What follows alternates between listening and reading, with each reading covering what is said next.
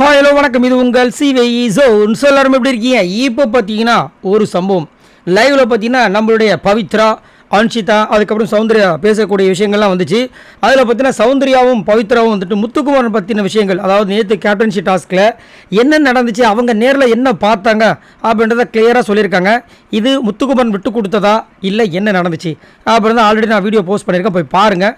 செமையாக இருக்கும், அதுதான் கரெக்டு. அதை என்னமோ வந்துட்டு பேனாக்கி பெருமாளாக்கின கதையெல்லாம் இருக்குது அப்படி நம்ம இருந்துச்சு.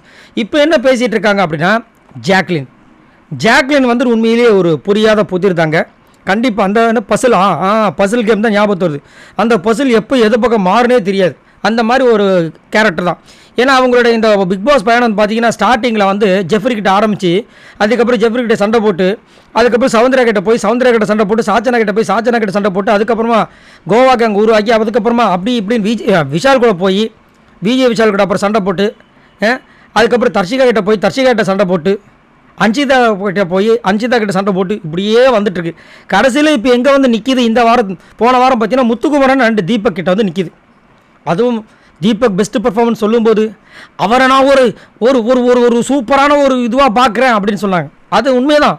ஆனால் என்ன ஆகுதுன்னா, இதெல்லாம் இவ்வளோ விஷயங்கள் பண்ணும்போது இப்போ அவங்க உண்மையாக பண்ணணும்னு நினச்சா கூட அது எப்படி வெளியே போற்றி ஆகுது அப்படின்னா, அவங்க வந்து இதாக ஒரு விஷயத்துக்காக தான் பண்ணுறாங்க அப்படின்னு. இப்போ இதை தான் அவங்க இங்கே பேசிக்கிட்டு இருக்காங்க. சௌந்தர்யாவும் அன்ஷிதாவும் நம்மளுடைய பவித்ராவும் என்ன சொல்கிறாங்கன்னா, கைத்தட்டல் கிளாப்ஸ். இப்போ பார்த்தீங்கன்னா சமீப காலமாக வாரம் யாருக்கு கைத்தட்டல் வருதோ இல்லையோ ஒருத்தருக்கு கைத்தட்டல் கன்ஃபார்ம் வந்துடுது. அது யாருன்னா தீபக். முன்னாடி ஸ்டார்டிங்லாம் பார்த்தீங்கன்னா வெறும் சௌந்தர்யா அண்டு நம்மளுடைய விஜய் விஷாலுக்கு மட்டும் தான் கைத்தட்டல் வரும். அது நீங்கள் நல்லா நோட் பண்ணி தெரியும். அப்படியே கொஞ்சம் கொஞ்சமாக அந்த கைத்தட்டல் சவுண்டு வந்துட்டு இப்போ வந்து வெறும் கை மட்டும் தான் தட்டிகிட்டு இருக்குது, சவுண்டே காணும். இப்போ லாஸ்ட்டாக இப்போ பார்த்தீங்கன்னா தீபக்கு தான் தொடர்ந்து வந்துகிட்டே இருக்குது. தீபக்கு வந்துட்டு அங்கே விஜய் சேதுபதி அவர்கள் கொடுக்குற அந்த மரியாதையும் வேறு மாதிரி இருக்குது. ஸோ அப்படின்னு இருக்கும்போது இவங்களும் ஜாக்லினும் அந்த ஒரு காரணத்துக்காகவே இப்போ வந்துட்டு முத்துக்குமரன் தீபக் கிட்ட ஓவராக ஓட்டுறாங்க.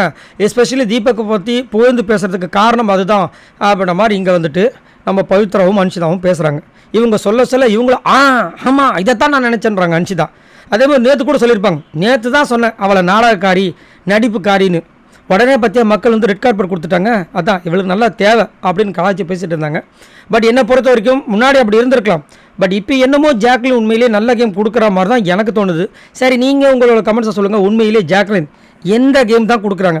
நல்ல கேமா, இல்லை முன்னாடி விளையாண்ட கேமா, இல்லை இப்போ அவங்க தெரிஞ்சுட்டாங்க சூப்பராக தாங்க பண்ணாங்க உங்களுக்கு தோணுதா? மறக்காமல் கமெண்ட்ஸ் பண்ணுங்கள். பாய் நண்பர்களே, இந்த மாதிரி வீடியோஸ் எக்கச்சக்கமாக உங்களுக்கு வேணும்னா மறக்காமல் நம்மளோட சேனலை சப்ஸ்கிரைப் பண்ணுங்கள்.